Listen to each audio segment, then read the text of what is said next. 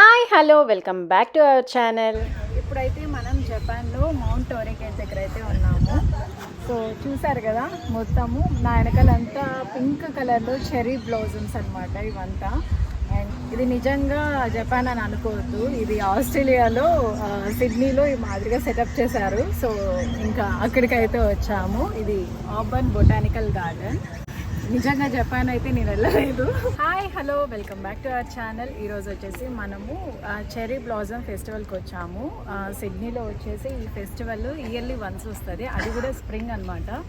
ఈ ఫ్లవర్స్ ఏమంటే స్పెషాలిటీ స్ప్రింగ్లో మాత్రమే ఉంటుంది, ఒక్క ఆకు కూడా ఉండదు. చూసారు కదా, చాలా బాగుంటుంది, అంతా పింక్ కలర్లో ఉంటుంది, చాలా బ్యూటిఫుల్గా ఉంటుంది. దీంతో బాడీ లోషన్స్, బాడీ క్రీమ్స్ కూడా వేస్తారు, అవి కూడా చాలా స్మెల్ మంచిగా ఉంటుంది.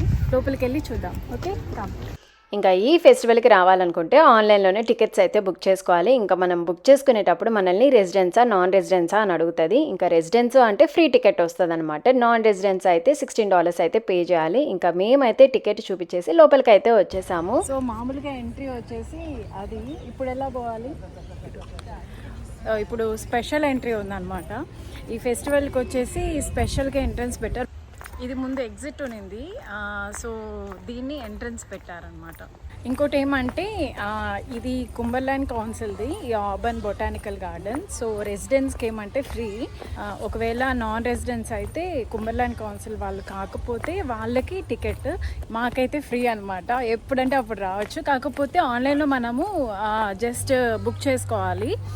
స్లాట్ అయితే బుక్ చేసుకుంటే ఇక్కడికి వచ్చి జస్ట్ దాన్ని చూపిస్తే ఫ్రీగా ఎంటర్ చేసేస్తారు. ఇంకా ఇక్కడ ఈ మాదిరిగా యారోస్ అయితే మొత్తం పెట్టింటారనమాట, దీన్ని ఫాలో అయితే సరిపోతుంది.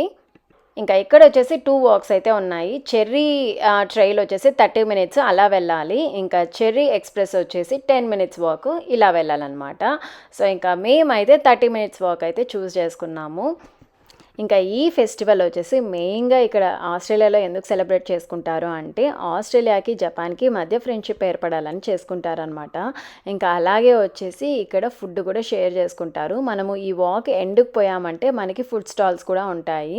సో అక్కడంతా వచ్చేసి మనకి జపాన్ ఫుడ్ అయితే ఉంటుంది. జపాన్ ఫుడ్ బాగా ఎంజాయ్ చేయొచ్చు. ఇంకా ఈ ఫెస్టివల్లో చెట్లు ఈ మాదిరిగా నిండుగా చూడాలి అనుకుంటే ఎప్పుడైతే ఫెస్టివల్ స్టార్ట్ అవుతుందో అప్పుడు వీక్ డేలో కానీ వీకెండ్లో కానీ వస్తే చాలా బాగుంటుంది.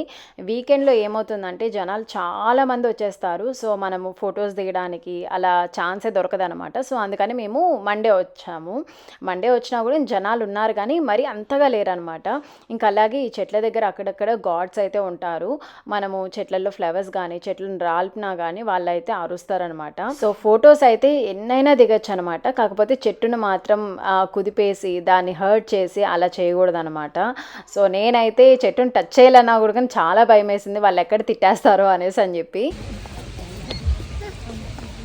స్మెల్ మాత్రం చాలా బాగుంది అసలు.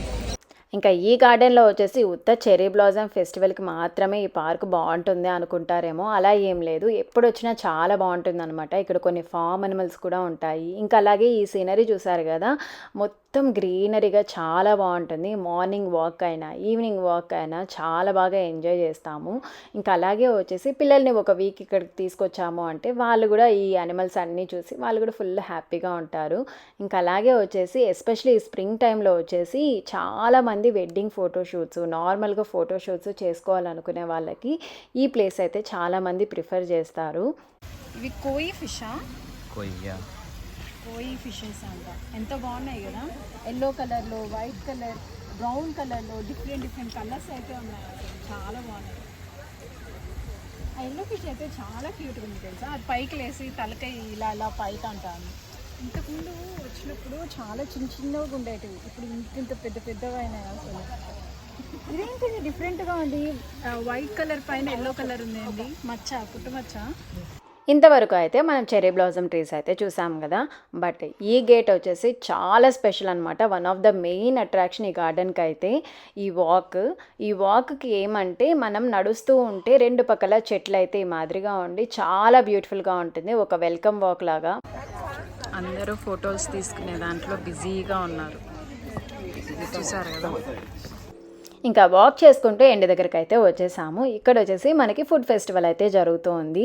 ఇంకా ఇక్కడైతే బోల్డ్ అనే షాప్స్ అయితే ఉన్నాయి. ఇంకా రకరకాల ఫుడ్ ఐటమ్స్ అయితే ఉన్నాయి. బట్ ఏమంటే అన్ని జపనీస్ ఫుడ్ ఐటమ్సే.